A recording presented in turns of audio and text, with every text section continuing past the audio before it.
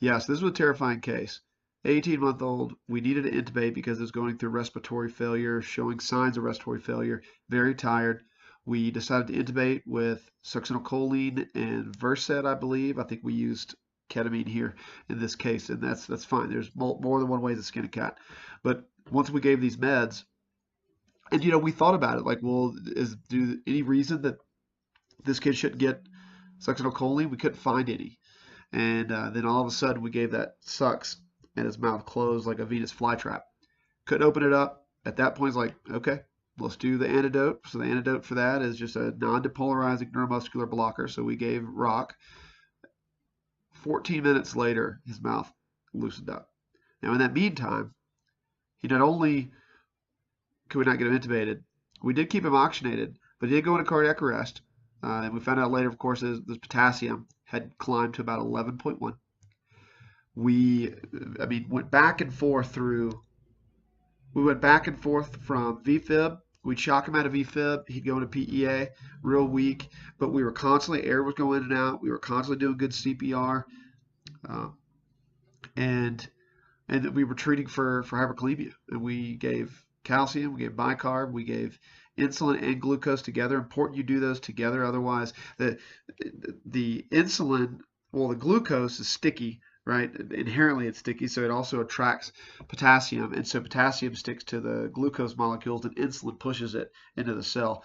The calcium just protects the electrochemistry of the heart. The bicarb attenuates any acidosis that happens as the body, a cell looks into the vasculature and goes, oh, look at all that potassium. You know what? I'll just trade it. I'll take some potassium, take it inside the cell, and I'll trade it for a acid molecule, a hydrogen. So we have a little bit of hydrogen, like a acidosis, a mild acidosis going on. So that's what the bicarb's for. Then we give Kexlate. Kexlate's a huge thing because it's one of the few things that will actually pull out potassium out of the body. So we give Kexlate so that the gut can pull out potassium and get rid of it through the bowels. Albuterol will help prevent cells from releasing any more potassium, so it keeps it in the cell. And those are the main ones. So we did all that. We finally got the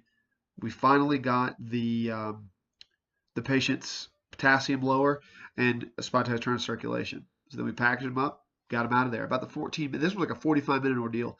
The 14-minute mark, we actually were able to intubate, and everything went fine after, from that point on. And then we continued to do CPR and ACL or PALS, and got a spontaneous return to circulation later. Made a write-up of it and submitted it for AMTC. I actually presented it at 2009 AMTC, where we talked about how to kill a kid and bring it back. And it wasn't funny at the time, but it was you focus on your training, you learn what to look for, because we knew right away when the mouth closed, like, okay, that's masseter muscle spasm, that's caused by malignant hyperthermia typically, and with that could be hyperkalemia. So we just kept checking everything and started running the treatments. And the kid, once the potassium was reduced, kid had spontaneous return to circulation. So thanks for joining me with this case.